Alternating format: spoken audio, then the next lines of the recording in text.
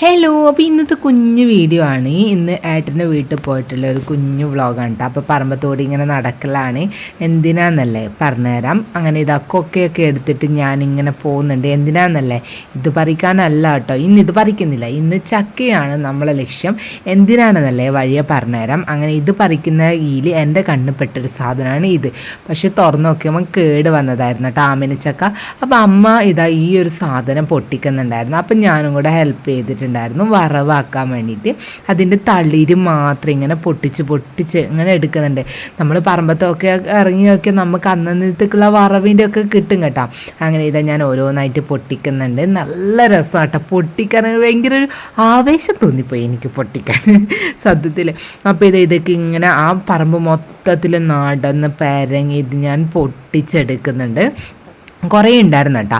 ആ സമയത്ത് ഇതാ ഇവർ ചക്ക പറിക്കലിൻ്റെ ഒരു ഈല് മുഴുകിയിട്ടാണല്ലോ, അങ്ങനെ ഒരു ചക്ക വീണിട്ടുണ്ട്.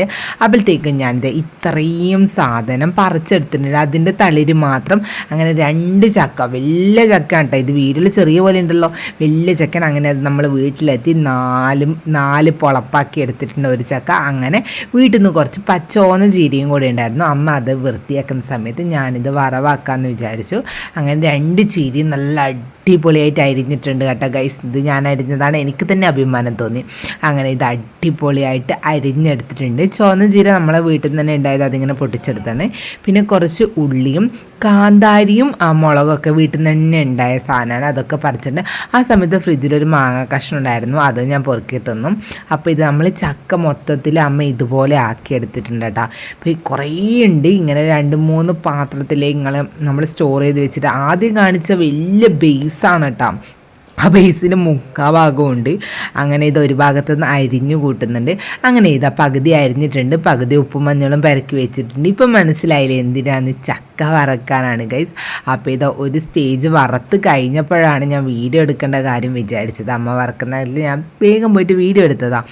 അപ്പോൾ ഇതാ ഇങ്ങനെ അടുപ്പത്ത് നിന്ന് കിടന്നിങ്ങനെ മുരിഞ്ഞ് വരുന്നുണ്ട്. കുറേ ടൈം എടുക്കും കേട്ടോ ഇതിങ്ങനെ വറുത്തെടുക്കാൻ. അതായത് ചെറിയ തീയിൽ നന്നായിട്ട് വറുത്തെടുക്കണം, അല്ലെങ്കിൽ കരിഞ്ഞു പോകും, മൂക്കൂല.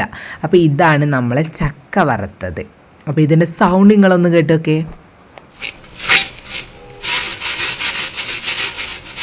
അങ്ങനെ ഞാൻ കുറച്ച് ചക്ക വറുത്തെടുത്ത് നേരെ വീട്ടിലേക്ക് വന്നോട്ടെ. ഇതാണ് ആ ചക്ക വറുത്ത്.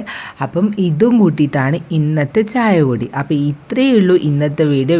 എല്ലാവർക്കും ഇഷ്ടപ്പെട്ടിട്ടുണ്ടെങ്കിൽ ലൈക്ക് ചെയ്യുക, ഷെയർ ചെയ്യുക, കമൻറ്റ് ചെയ്യുക. ബൈ.